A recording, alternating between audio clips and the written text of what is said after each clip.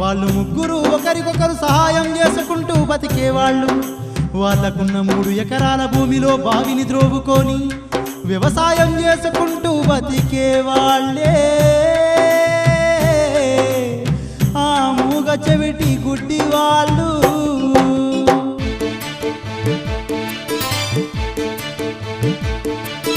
మూగ చెవిటి గుడ్డి వాళ్ళైనా కూడా కష్టాన్ని నమ్మి బ్రతుకు గడిపేవారు. వ్యవసాయమే